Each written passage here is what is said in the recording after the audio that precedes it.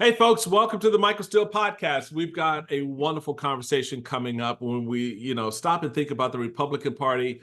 It still has a few stalwarts who still stand by the conservative principles of the GOP, but also know that the country matters more than the party, that also know their responsibility as elected officials, as political leaders, is first and foremost to the founding principles, the Constitution, and the ideas that form the country.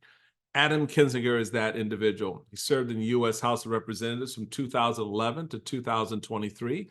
And after Donald Trump was defeated in the 2020 presidential election cycle, Kinzinger became known for his vocal opposition to Trump's claim of voter fraud and attempts to overturn the 2020 election. Kinzinger was one of the 10 Republicans who voted to impeach Trump or for incitement of insurrection in his second impeachment, and one of only 2 Republicans to vote to create a select committee to investigate the 2021 United States Capitol attack.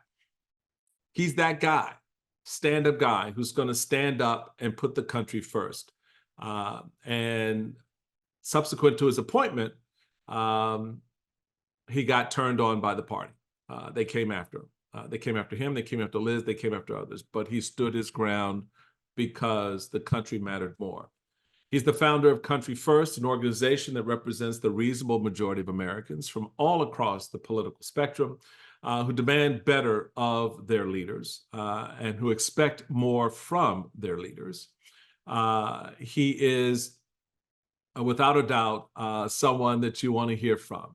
He's got a new book. He's the author of Renegade, Defending Democracy and Liberty in Our Divided Country. And Adam joins us next here on the Michael Steele podcast to get into Renegade, Country First, and a whole lot more.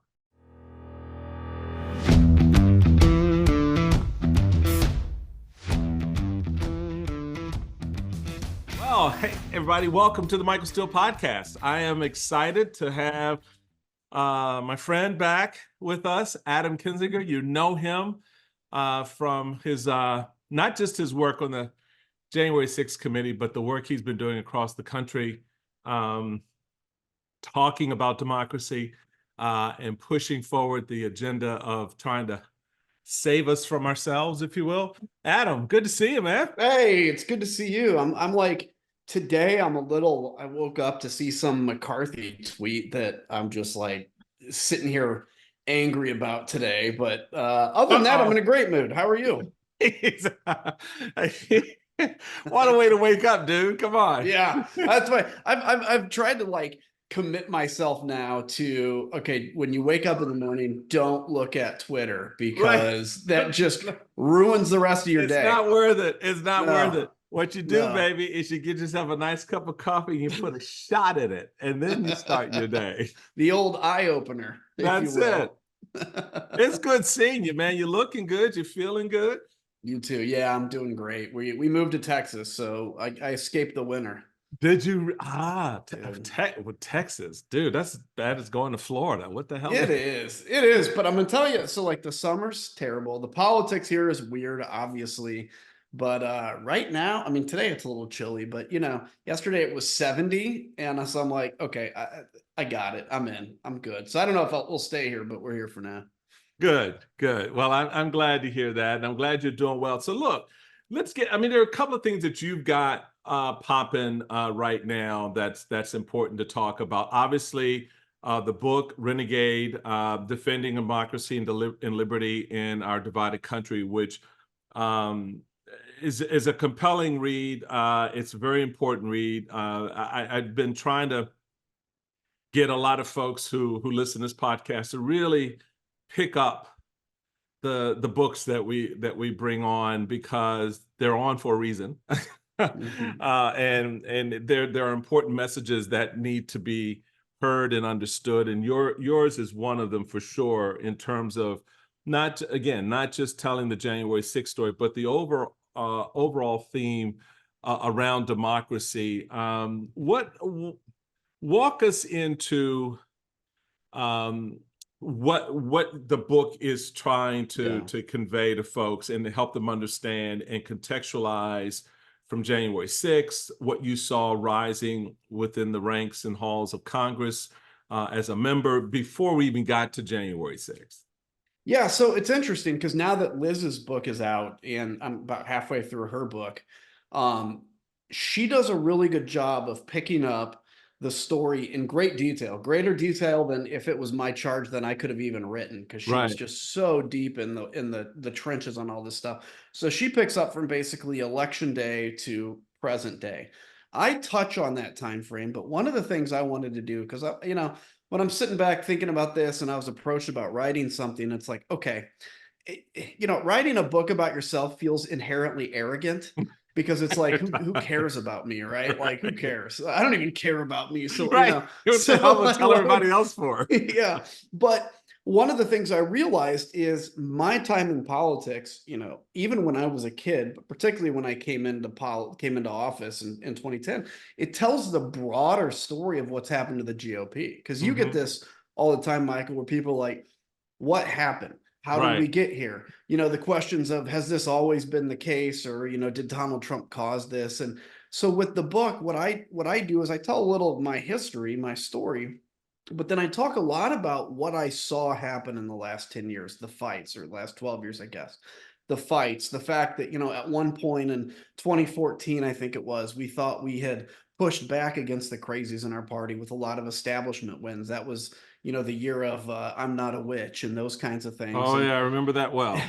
and then out of nowhere, at a time when we thought we were winning, Donald Trump comes onto the scene, and the battles, and talking about, the folks that were against him, and then all of a sudden completely for him, and watching what happened during his tenure. And so I think my book and Liz's pair really well to tell the story of January 6th in detail, but then to tell the roadmap of how we got here. I get, Democrats will always say to me, like, oh, how come you didn't see this coming? And I'm like, well, look, in a way, I can look back now and say, yeah, there were signs that this was coming. There were also signs that this wasn't going to happen. There were signs that, normalcy would win out. Right. And the reality is we fought a battle that we lost, and we need to tell that story. Well, so when I hear people say that, why didn't you see this coming? And think about that, it's really frustrating in some respects, Adam, is yeah, the onus is on Republicans in the sense that we are seeing a very illiberal, anti-democratic, um, I guess, attitude certainly, and actions materializing within the party. But what I try to get them to understand is that if you fall into the trap of thinking this is just Republicans, Yeah. you will never understand how Donald Trump won in the first place, because he didn't just win with Republicans. Of the 7 or 8 million additional votes he got in 2020, they weren't all Republicans. And so Republicans like you and me trying to remind folks of the broader narrative of what this is about becomes that much more challenging, because people want to fixate and put the finger of blame on the party. And yes, not diminishing that at all, but to the broader question of, well, okay, if all these Republicans are behaving this way, how is this man still winning? And why, when national polls are showing him up on Joe Biden by 4 points, you mean there are that many more Republicans in the world, in the US, than there are Democrats? I don't think so. And Right. it's just really frustrating to try to get people to sort of zoom out the lens a little bit and just kind of look at this thing in a bigger picture and realize there's a reason why you didn't go to grandma's house for Thanksgiving. Yeah. Okay. Yeah. Yeah. She was getting on your last nerve talking Yeah. about Donald Trump. Exactly. And it's interesting. So you brought up, like, there's like 8 ways I could go with this. I'll start with, it also is frustrating to me because the tendency of the people that say, like, oh, you should have seen this coming, are the same ones that now are not welcoming to, like, we'll call them born again Republicans, like that recognize the danger of Donald Trump. Yeah. You have to welcome them into the coalition, because I'm going to tell you, without people like you and I who were fairly early on, but even people coming along now, without those numbers, you can't win. You I'm can't win. sorry, you can't win a national election. So Yeah. if your joy is to sit around and say, like, oh, I like being in the minority, I like losing, well, then fine, you're doing a great job of it. But if you want to win, you're going to have to welcome these folks. And the other thing is, and this is a whole kind of a different subject, but it's sort of along the same line. It's interesting to me, the number of, when I used to make calls to houses or, stop by folks when I was running for office, usually the wife, so let's take baby boomers, usually you go in, the baby boomer husband is the one that's interested in politics, and the Right. wife usually didn't care. For some reason, and I don't know the answer to this, that is kind of almost flipped on its head. And you see at these Donald Trump rallies, these baby boomer generation women that are going like crazy for this guy, like it's the Beatles.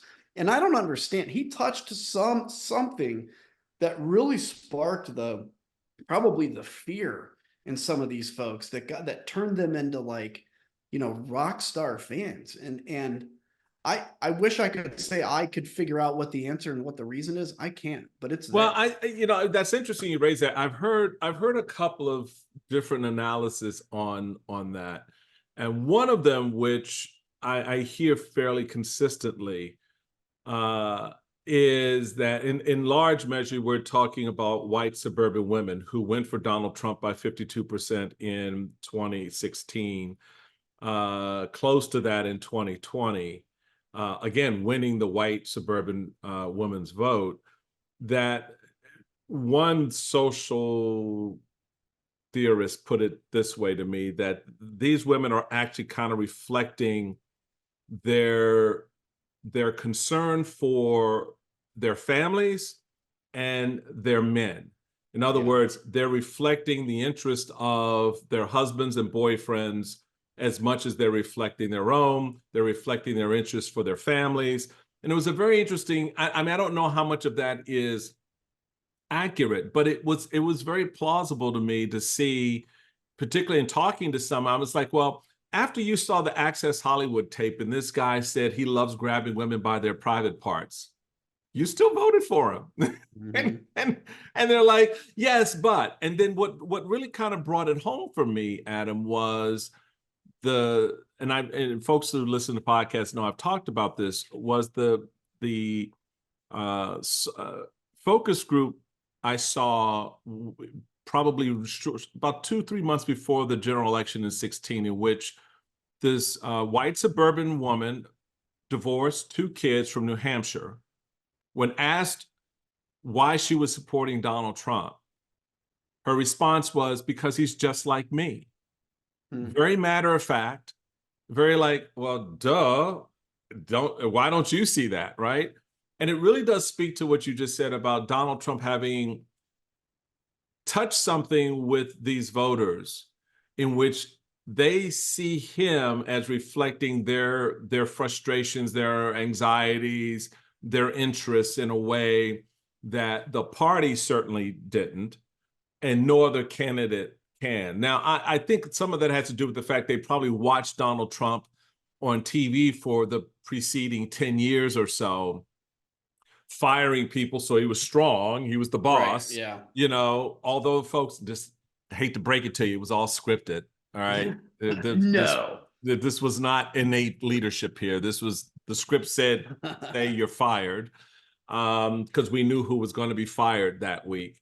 But it is interesting. You raise an interesting point about how you see this represented demographically at his rallies and how that's changed.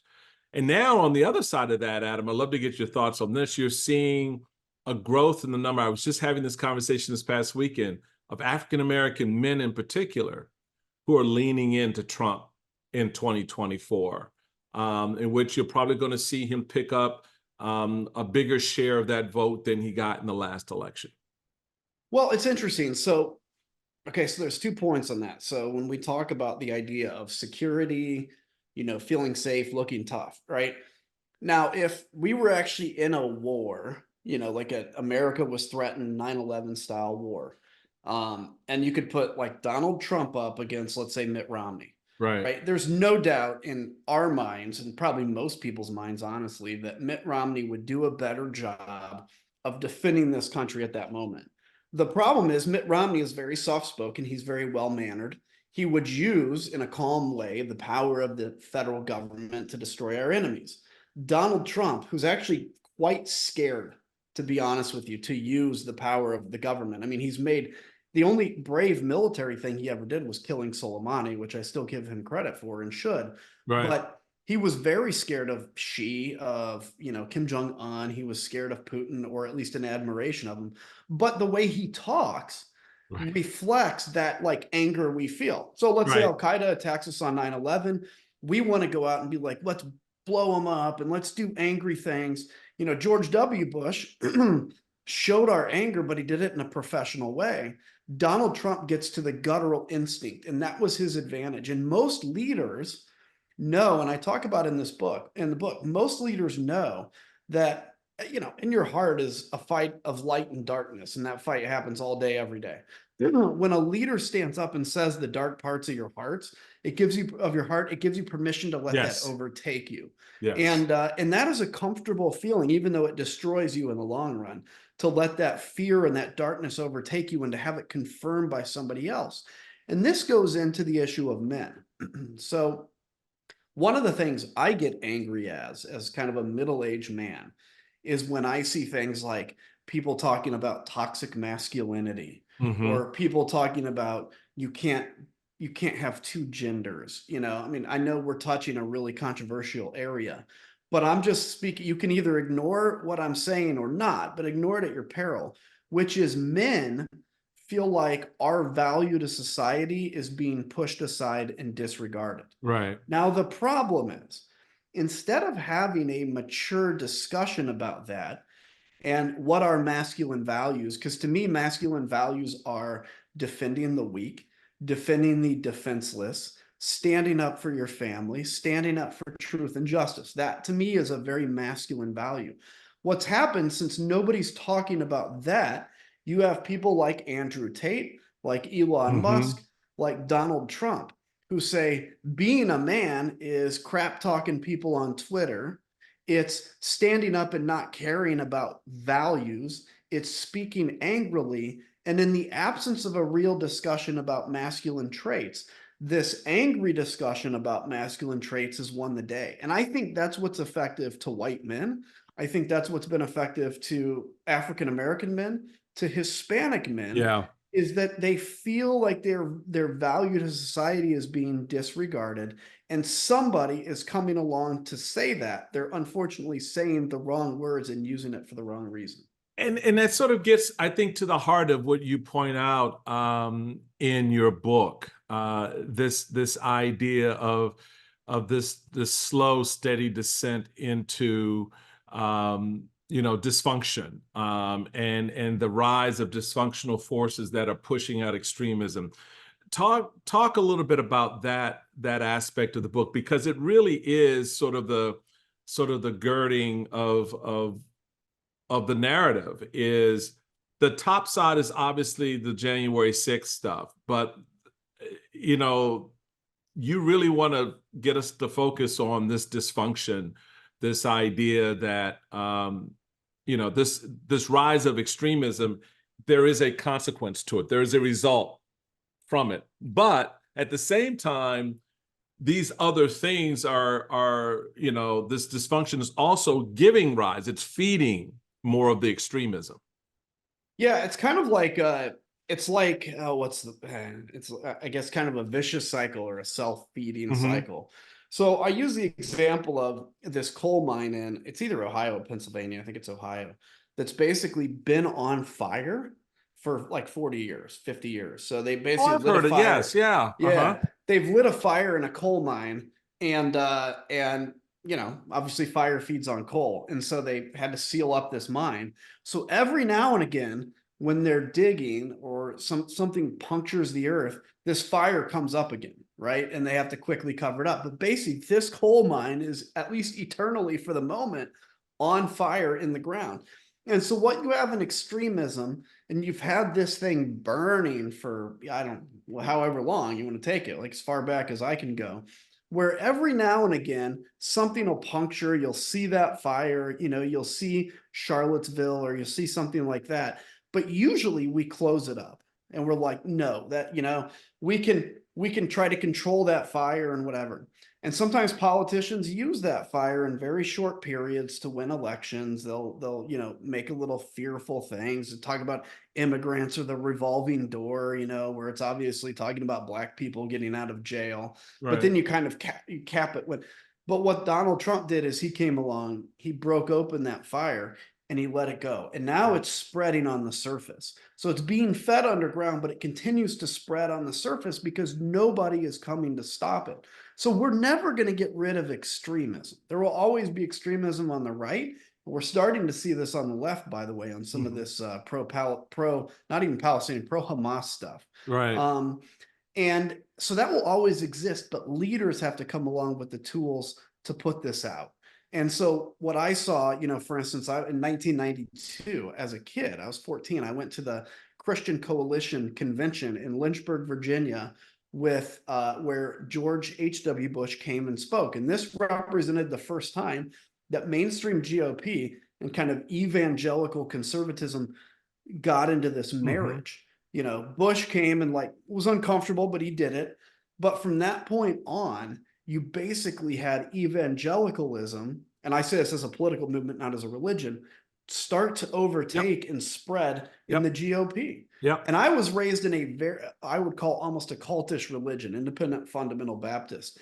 And I saw over time, as I speak that language, how they would take prophecies from the Bible, or they would take fears from the Bible, implement it into present day politics, and use that to win elections. That's being done, by the way, now out in the open. It's not even pretend anymore. I mean, when you hear the word globalism, it's funny because people that weren't raised in this environment think globalism is some euphemism for Jews. It can be, but it's not. I know globalism as a euphemism for the one world order that the Antichrist is bringing. And anybody that's not on Donald Trump's side must actually be for the Antichrist. Actually, interestingly, if you compare Antichrist traits, probably I think Donald Trump would fall more in that. He kind of picks up a few of those traits along the way.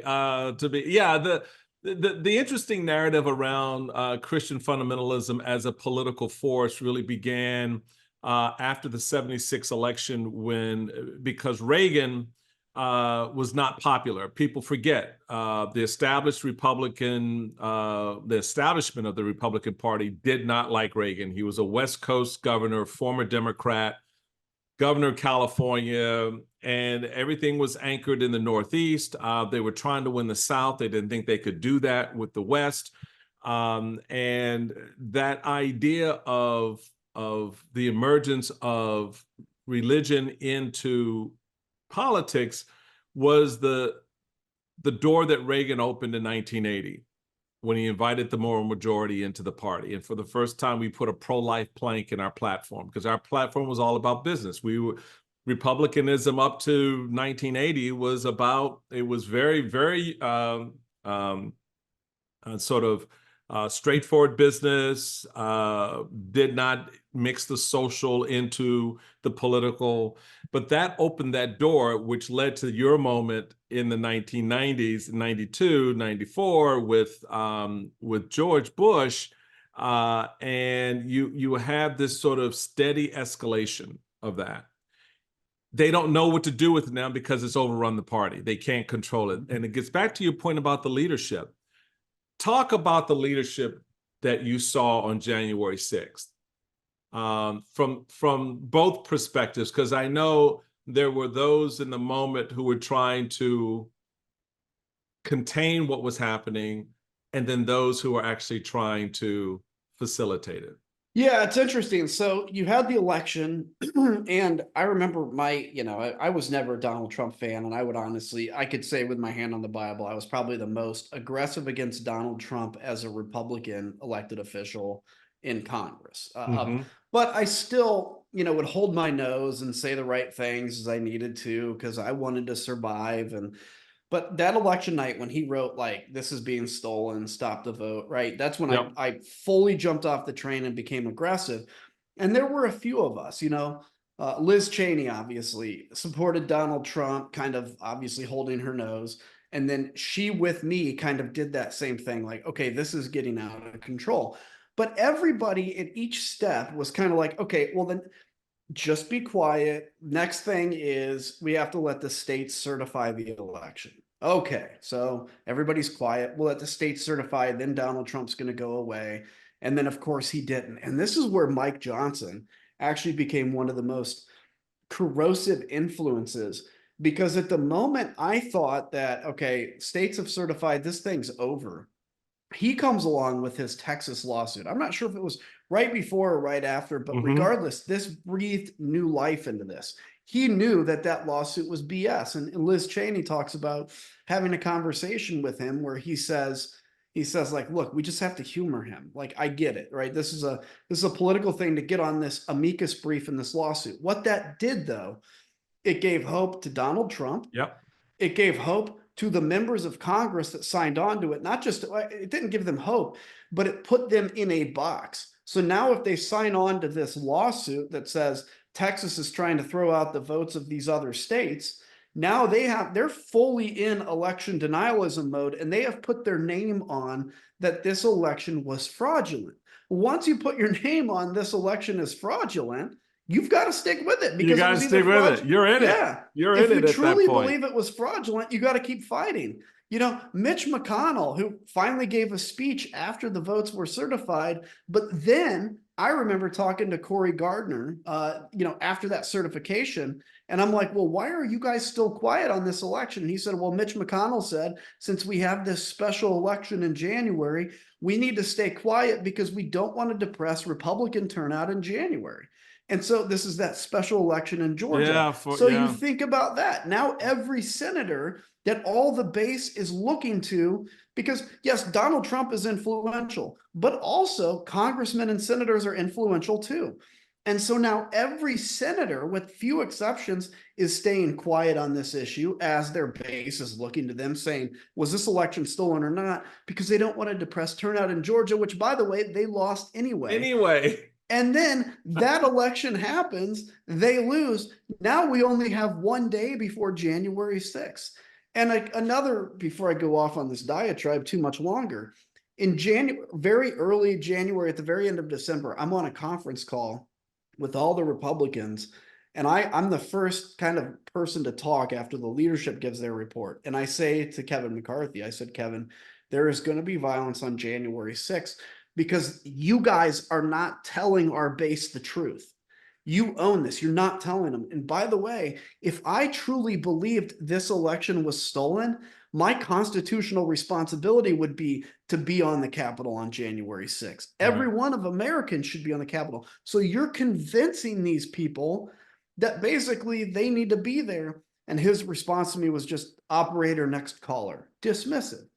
And then we know Kevin McCarthy had this moment after January 6th of clarity until he realized that he needed Donald Trump's fundraising power. And 3 weeks later, he was at Mar-a-Lago, and history was changed at that moment.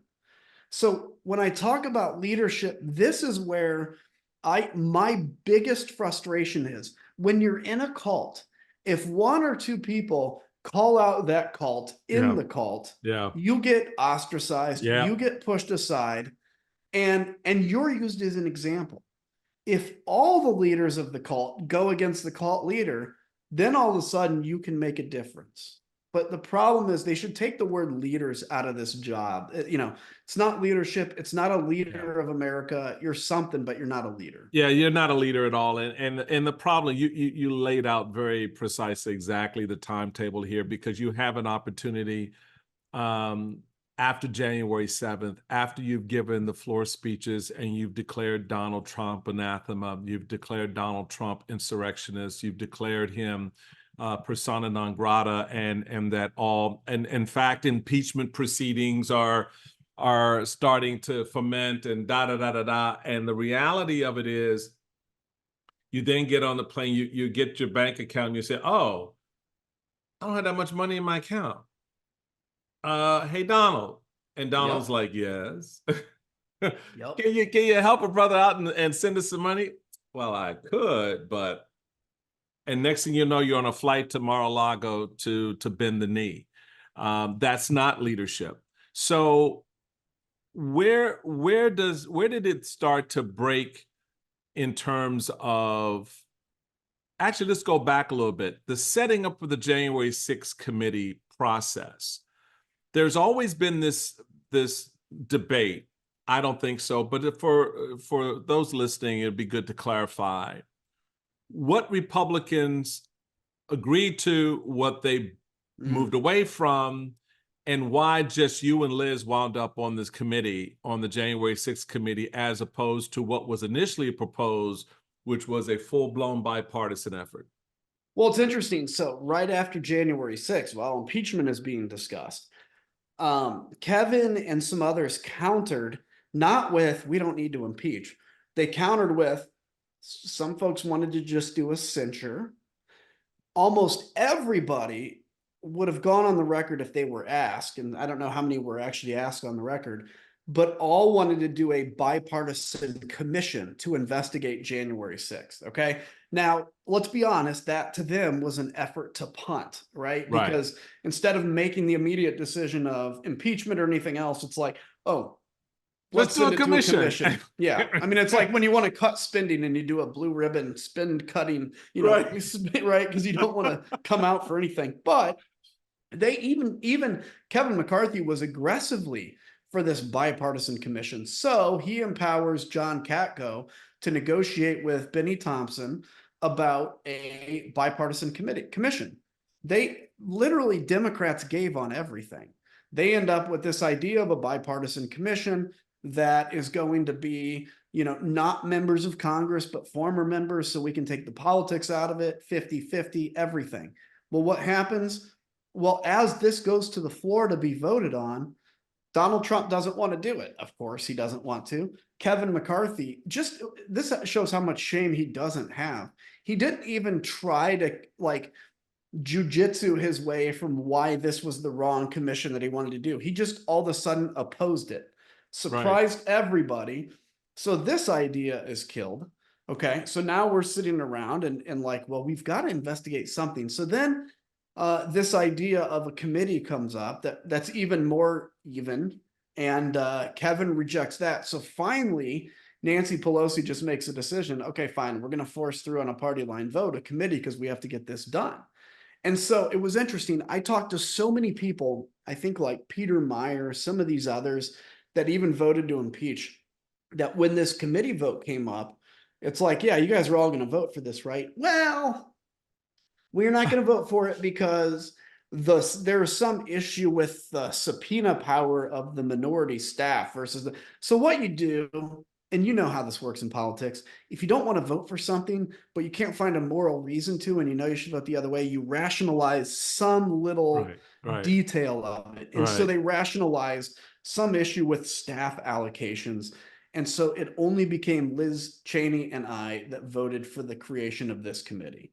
And, you know, and it's interesting. Obviously, we know then Kevin McCarthy put his members on. 2 of those were rightly rejected by the speaker. He took his ball and went home thinking that that would kill the committee. Liz is on the committee as a Democratic seat. I was actually the only Republican occupying a Republican seat. But a funny story is I did not want to serve on the committee at all. Okay. And I had heard rumors, you know, at the beginning when it was formed, I'd heard rumors that Pelosi was going to put a Republican on it. And I'm like, please, dear Jesus. Don't make me do it. No. You're like the kid in the classroom when the teacher asks a question, you like shrinking in the seat. I'm like hiding. I didn't want to do it. And so then it's announced it's Liz Cheney. I'm like, thank you. Yes, thanks, Liz. Thanks for being such a hero. And then when Kevin took his ball and went home, and I start hearing like, oh, maybe she can appoint a Republican. I'm like, oh, balls. And I knew it was going to be me. And another quick story about that. I was asked if I would do it, not by the speaker, but by like Jamie Raskin and Eric Swalwell. And I'm like, look, I don't want to do it, but I can't say no, right? It's historic. I wake up Sunday morning expecting the speaker to call me at some point and ask me, and it's already been announced that I'm on the committee. She calls me after she makes the announcement. I'm like, son of a. That's Nancy. That's how she rolls, baby. That's how she rolls. I've known her a long time. That move does not surprise me at all. We're having a great conversation with my buddy Adam Kinzinger, former member of Congress, the author of Renegade: Defending Democracy and Liberty in Our Divided Country. He is also the founder of Country First, which we're going to talk a little bit about, your organization that's out there trying to represent rational, reasonable Americans. So we're going to have some more fun with Adam, a little bit more January 6th, but I want to get his take also on the current crazy. We're talking old crazy, and there's new crazy since Adam was in Congress. Coming back with Adam Kinzinger right after this. Welcome back, everybody, to Michael Steele Podcast. Michael Steele here, and my buddy Adam Kinzinger in the house. He's joining the neighborhood, coming through, talking about his new book, Renegade: Defending Democracy and Liberty in Our Divided Country.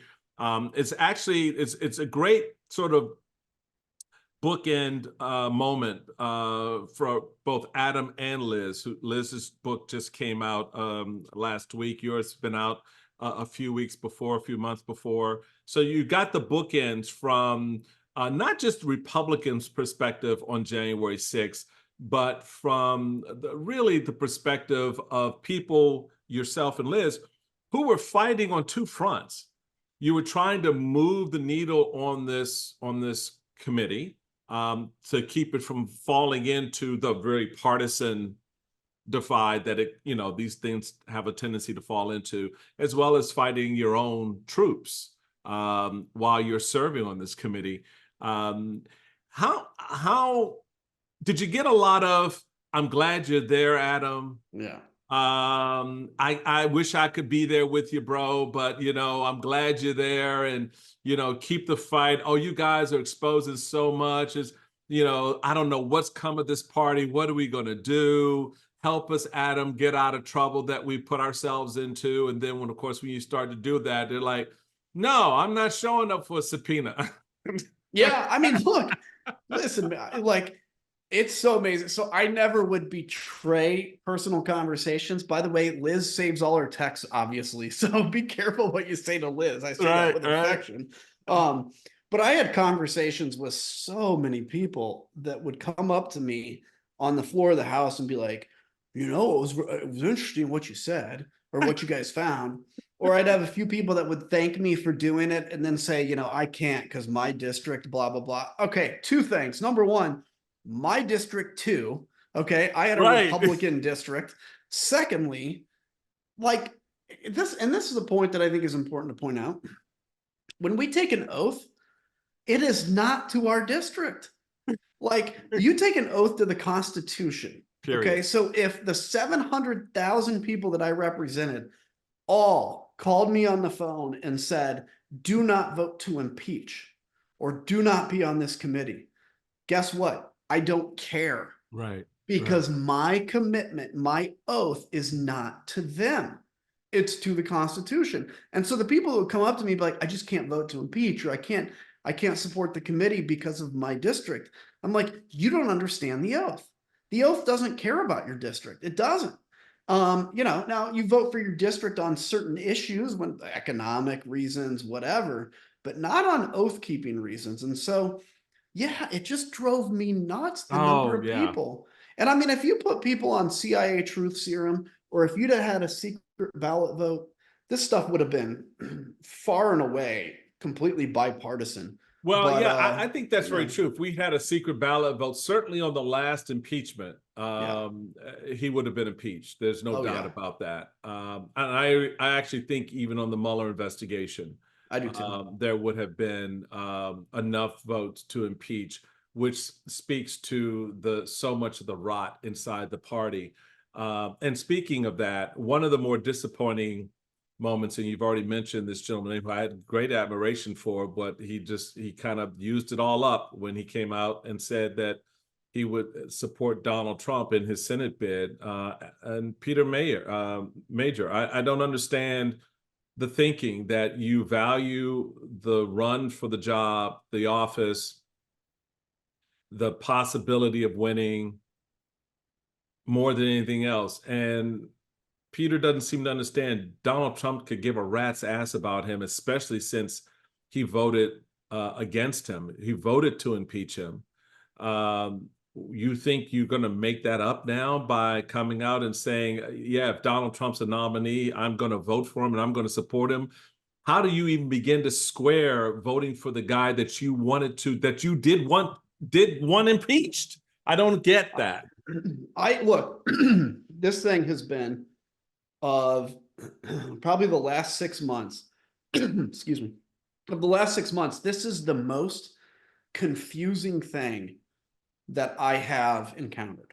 So Peter Meyer, he's actually the one I said of the 10 of us that voted to impeach, he's the one I respected the most because he was a freshman. Yeah. He came in, he had 10 days on the job when he made a career-ending decision.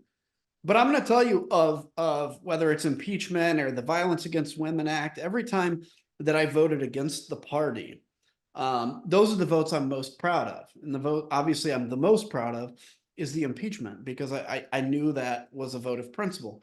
When Peter decided to run, like, I thought, okay, he's going to run for Senate, probably not win, but he's going to make a stand. He's going to be out there saying what needs to be said. And he's going to set himself up, even when he loses the primary, he's going to set himself up for when and if, but hopefully when the party wakes up and he can come out with an "I told you so," he's better known, and, run again. Right. But when you come out and you all of a sudden are defending Donald Trump and saying, like, yeah, I guess I don't regret impeaching, but I would support him for president because the Democrats are so bad. It sounds stupid. It sounds completely stupid. It's like, first off, if you voted to impeach him, you voted because you think he committed high crimes and misdemeanors. Right. That automatically disqualifies him. If it's just, and so I don't get it. So here's the question for Peter. Were you lying in your vote when you impeached him, or are you lying to us now? Right. Because they don't add up. You don't say that you vote to, as you just well put, you vote to impeach because the man has committed high crimes and misdemeanors, and that's been laid out in the process that the Constitution requires, and you voted, you know what, you committed high crimes and misdemeanors.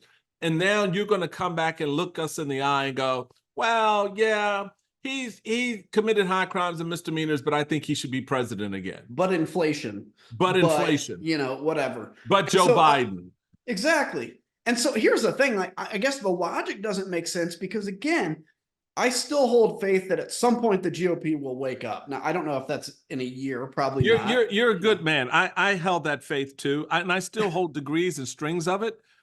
But I'll talk to you about some alternatives. Well, I'm getting closer to you too. But I'm hoping that there's some conservative I'm still a Republican. movement. You're still a Republican. Yeah, so we're still in the fight, and we're here for a reason. Just folks know, Adam and I have not left because it's easier to have the fight inside the tent than outside. Oh yeah, absolutely, absolutely. And plus we piss off the Trumpers more by keeping it. So, but to wrap that up, I'll just say, like, he could have waited 2 or 4 years. Nobody's going to forget you if you voted to impeach Trump. It's not like people are going to come back and like, who, Peter Meyer? What was this impeachment about? He'll be somebody in 2 and 4 years. He should have made the run then. I don't understand it. So you answered the question I was asked this weekend in an interview. And the question was, if it comes down to Biden or Trump in 2024, the easy answer is Biden. That's the easy answer for me too. This is called no-brainer. Backing up from that line, looking at the presidential primary crap show that it has been refreshing to see Nikki Haley emerge the way she has. She reminds me of the Nikki Haley that I campaigned for in 2010 and helped get elected in her race for governor. How do you see that stacking up? What does that tell you about two things? One, the fact that the gentleman on the stage refused to coalesce behind her and give her the oomph, right? So people have dropped up, but no one's endorsed. Mm-hmm. And two, that even if you take all of that energy, Donald Trump is still at over 50%, and you're 40 points behind with 30 days before the first caucus vote. So it's interesting. I think there's actually 3 lanes. It's Chris Christie, it's DeSantis Haley, and it's Trump. Right. So everybody's trying to put pressure on Christie now to drop out. I'm personally a Christie fan because he's truly telling the truth. Yeah. So I actually think the pressure should be, Vivek is his own dude, whatever. Yeah. That guy Vivek is a joke. He's an ass, and we know that for what he is. Right. And but DeSantis, I think, is the one that's not regaining momentum. He's the one that should be dropping out. Now, some Yeah, a percent of his will go to Trump, but I do think the majority of his support will go to Haley, because there are people, you're not going to support Ron DeSantis if you're really deep down a Trumper when Trump's in the race. Right. And so I would like to see him drop out. He may drop out after Iowa. I think Chris Christie, unless the numbers change pretty drastically over the next 4 or 5 weeks, I think he has a right to fight through New Hampshire, Oh, I because agree. he's put a lot of eggs in that basket. And quite honestly, like, yes, I like seeing Nikki Haley because she reminds me of the old Republican Party. But your point is solid, which is if you take everybody out, they still lose to Donald Trump. Now, the reason I think it's also good people stay in is because this is Christie's theory, and I think there's a 5% chance it's accurate, maybe 10, but it's worth exploring, which is Donald Trump goes to trial in March. You know, Mark Meadows, who was our most valuable player in the committee, even though he didn't even cooperate, is fully cooperating. There may be stuff about Donald Trump that comes out that does affect enough people to kind of wake enough folks up to say, we got to get behind somebody else. Nikki Haley, I saw this morning in some shock poll, is beating Biden by 17 points in one poll. Holy crap. Right. So maybe there's a chance people wake up, but look, Yeah, don't put your money on it. I put a little pin in that, a little asterisk. I warn people about national polls Agreed. 10, 12 months out. They're not even a really good snapshot. They're more reactive to what's going on in the moment. The Biden campaign, Democrats can't help themselves. I still don't know how we ever lose campaigns to them, but that's another story. I really, honest to God, don't. I've never seen. I haven't lost any, so I can't say that. Can I tell you something? My real record's quick? good. I came out over the last few months and have said I would vote for Joe Biden over Donald Trump. I have never, and I don't care, it's not for my ego, but I have never heard a single word or outreach from anybody in the Joe Biden campaign. Of course not. That's my point.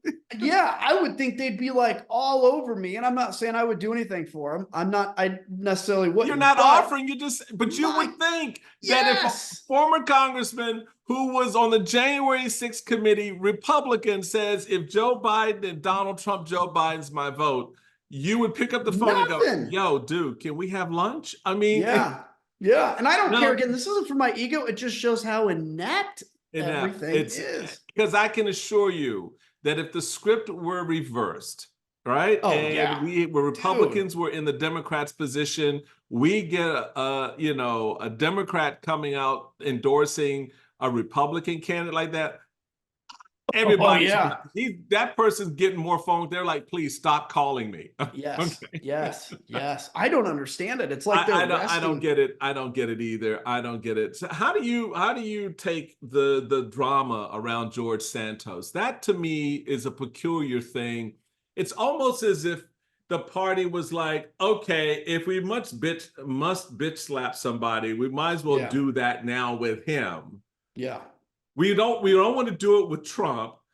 We didn't really want to do it with Cawthorn. We don't want to do it with Matt Gaetz. I mean, I won't even get into Marjorie Taylor Greene and Lauren Boebert getting felt up in a movie theater at a theater show, and people like, okay, it's another good day at the office. Family values. But here, you had some thoughts on that. Yeah, this is the easy, executing a prisoner, right?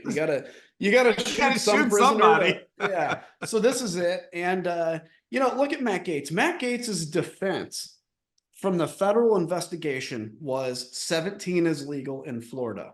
Okay. That's been his defense. By the way, I think by this spring, just mark my words, I know things I can't say yet, I think Gaetz is toast. And I think from a legal perspective, but he should be gone, but he brings dollars with him. Yeah. He brings donors. He brings all this kind of stuff. And so, look, they used Santos through the tough votes they needed, and then they threw him out. And now he's making $200 a cameo. Good on him. Hopefully he ends up in jail soon. But yeah, it's just they had to execute some prisoner. You may as well shoot the guy that's annoying. All right. Speaking of annoying, McCarthy did what I said that I thought he would do, and that is after he got his head handed to him by the very forces that he embraced, that he would leave Congress because there was nothing politically left for him. So give us your thoughts on that, knowing what you know about Kevin. I remember Kevin from the Young Gun days. He and Paul Ryan and a few others, all of that came under the umbrella of the party when I was national chairman, and we were looking at these guys, and Kevin was good with raising the money and cutting the deals with folks, although no one felt any loyalty once they wrote him a check. They were like, thank you. Yeah.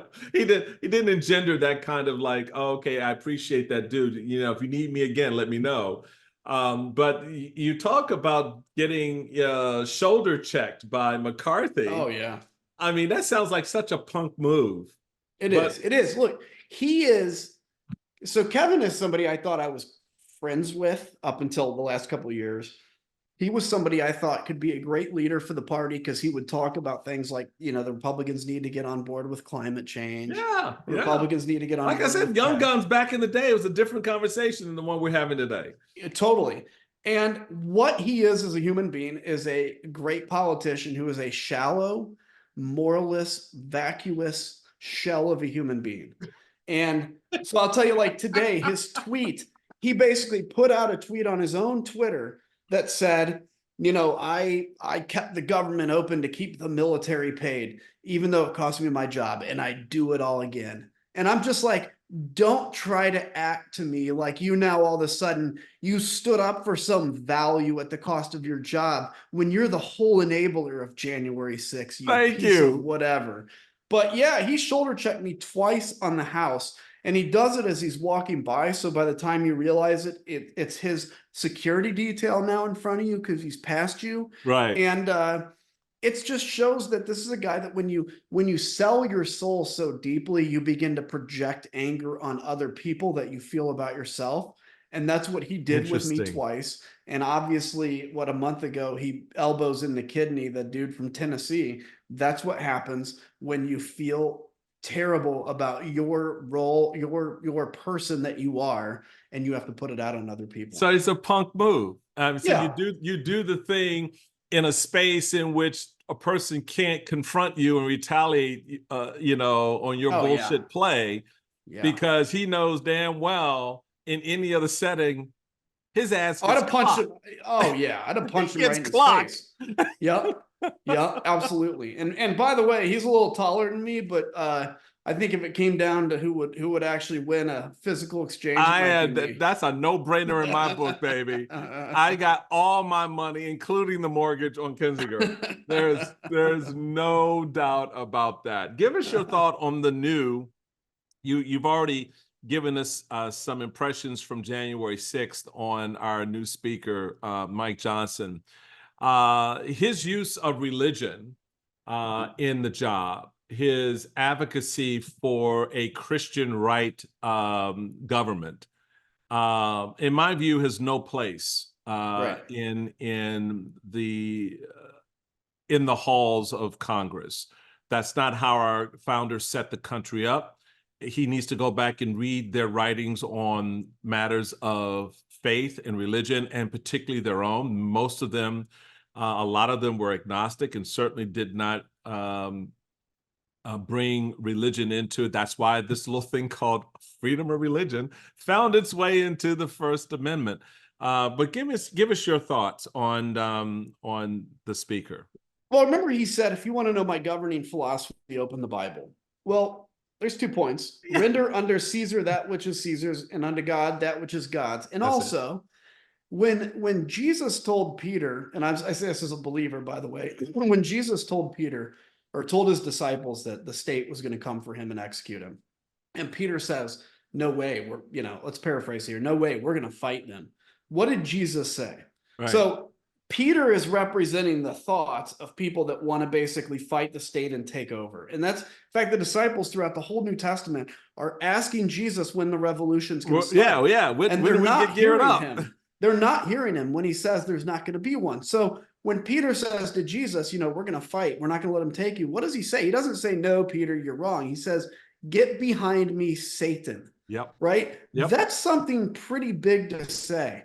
When the devil took Jesus up for the temptations and said, "I can give you this entire world. All you have to do is bow your knee to me." And he said again, "Get behind me, Satan." Jesus is making very clear that he has no concern with government. Right. Now, that doesn't mean as a Christian in government, your beliefs don't govern your views or your philosophies. They govern mine, right? I have a moral kind of Same fortitude with that I me. Yeah. believe in.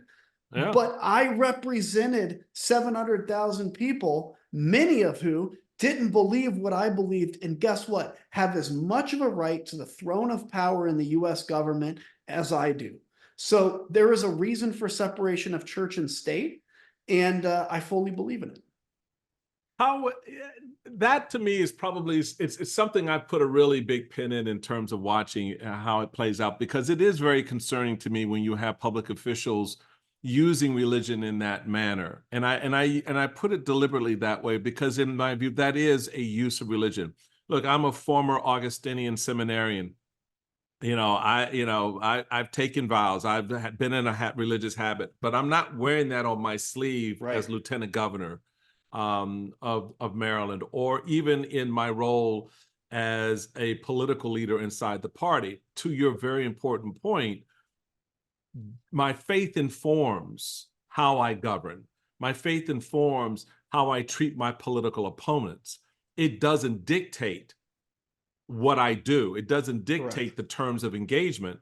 And I think a lot of these guys sort of setting up this false equivalency and creating this narrative around their own faith tradition. Because, I put it this way, Adam, it is amazing to me that the very same Christians who were once in the ring with the Lions, now sitting in the stands, Correct. behave the way those sat in the stands when they were amongst the Lions. In other words, we've become the very thing that persecuted us and tried to break and diminish our belief. And now we find ourselves, a lot of Christians, doing that very same thing. That's right. Trying to break and diminish the belief of others because they're not Christian enough. It's Look, amazing. Michael, this is exactly the Pharisees in the Bible. Yes. Are the ones that are constantly throwing stones at somebody that's not religious enough. Right. And it was Jesus that came along that was not seen by these religious types as any kind of a scholar of religiosity. He was seen, he hung out with, people that you were never supposed to hang out with. Yeah. He was the revolutionary. He was the apostate. Well, you and I now believe that he wasn't the apostate. He was actually the prophet and the Son of God himself. And so that's where, when I look, I had to go through a year or so of guilt when I started turning my back on this idea of separation of church and state, or when I started embracing it, because I was steeped in the tradition that said, if you're a Christian, boy, you have to go fight for your Christian beliefs in government. When I finally came to the realization that it was Jesus himself that said, let it be who you are. Show that. George W. Bush, I think, embodied this well. He said the 23rd Psalm on 9/11, but he never wore his faith on his sleeve. But guess what he did? He saved millions of lives in Africa because he had a compassion for humanity. That's what Christianity, or any religion, frankly, in government should be. Not hitting you over the head with a Bible and forcing the Supreme Court of Texas to say a woman can't have an abortion for medical emergency. This is sickness, and this has nothing to do with the God of the Bible. Amen to that. And now we see that those very same Republicans are trying to undo that good work that George Bush did with PEPFAR and other programs in Africa, because, well, that's what Christians do, I guess. I don't know. Before I let you get out of here, Adam, I'd like to get your advice for folks on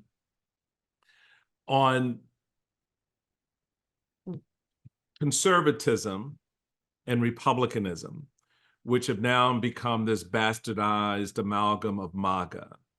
And how should we be looking at and approaching the 2024 cycle, given everything that we now know, everything that you've written about in your book, in terms of, those experiences reflected in Renegade, the work you're doing, and this is probably a good opportunity to sort of share a little bit of the work you're doing with Country First. How should Republicans like myself and others be looking at this sort of Republican conservative MAGA narrative, but then even how others look at that in the context of what will be probably the hardest, most polarizing election we've had ever? Yeah, I agree. Look, I think it's this way. So at some point in fairly recent history, you probably know the history of the party better than I do, conservatism and republicanism became married because Republicans weren't always conservative and all that kind of stuff. Now that MAGA has taken over the party, I think there is a divorce between conservatism and MAGA and republicanism. Now, Republicans will still, and MAGA will still call themselves conservative, but that doesn't make them conservative. So conservatism now is completely separate from the GOP and republicanism. There is nothing conservative about what it does. Sympathy to Russia, anti-US intervention in certain areas, obviously spending more money than the Democrats. We could go down the line. It's not conservative. So if you're a conservative listening to us right now or watching us right now, then think of yourself. You don't have a home in republicanism. Okay. Right. So now you have to make a decision, not based on your conservative philosophy, but based on your governing philosophy. Do you believe in democracy or don't you? And I'm sure everybody listening believes in that. That's why I say we need an uncomfortable, unnatural alliance between the sane right, the center, and the left to defend democracy. So if you're a conservative, I think if it's Donald Trump as the Republican nominee, you have to vote for Joe Biden. Yeah, because agreed. we have to make sure he loses. That is the only thing on the ballot is Trump losing. So what we're doing with Country First, and it's country1st.com, is we're making sure to bring together those that are putting the country over the party. I don't care if you're a Republican or a Democrat. If you're willing to put the country over the party, this is what we are. So we're pushing things like, having conversations. We have a Country First Academy, which is teaching people how to run for office. The only commitment is you have to put the country over the party. And of course, on our political side, we're getting involved against extremist candidates, whether it's extremists on the left or the right, to put more moderate pro-governing people in that position. So we have many, many thousands of members. I don't even know what the latest is. It's pretty huge, but so I'd encourage people to take a look if you're looking for a home. And I'll tell you, my long-term goal on this is to create a whole new political platform through this, because we have to quit thinking as we thought of things 50 years ago. There's new problems, there's new solutions to them, and we need to find them. You actually, I was going to let you go, but then you raised something and I got to ask. Fine. How do you look at this third party effort by No Labels? How do you look at what you see on the Democratic side with Robert Kennedy Jr., for example, who's now running as an independent against Biden? What's your take on what that potential impact could be on the cycle? Well, look, Kennedy's nuts, but I've had but he's embraced by MAGA, so that's all that matters. He's embraced. I had some lady tell me like, oh, basically going after Trump and then saying, I'm really interested in this Robert Kennedy. I'm like, oh, for God's sake, And I think some of it is they still think he's a Kennedy, right? Right. Yeah, he is not his daddy, trust me. Oh man, but the third party thing is going to be a huge factor, and I worry about No Labels for the simple reason. Look, I would love to have a centrist party to vote for. Okay. I would love it. Okay. But let's just look at the math on the electoral votes. And by the way, Democrats, take this seriously, because there's too many Democrats that think like, oh, it's going to be fine. We don't need to worry. You do. Because if the third party wins any states, you've now denied 270 electoral votes, and it goes to the House to vote. And as we all know, it's not voted based on who has the majority in the House. It's voted based on who has the majority of delegations in the House. So Wyoming all of a sudden now has the same voting power as California. That's right. And it will go there if you don't reach 270 electoral votes. That's my concern with the third party effort. I actually would love to see a third party, but I think it has to start in an off year, in a not presidential year, in elections in the House of Representatives. I've been saying that for years. In fact, I take it even down a further. I've always argued for the last 20 years, just having learned from the Ross Perot race in '92, that we always start these third party efforts up at the presidential level. Right. That's a dead ender. It's not going to work. It just creates chaos in the wrong direction. But to your point, it is a down ballot opportunity, and even more so, winning city council races, mayor races, state legislative races, because in the end, you have to retrain people in their voting.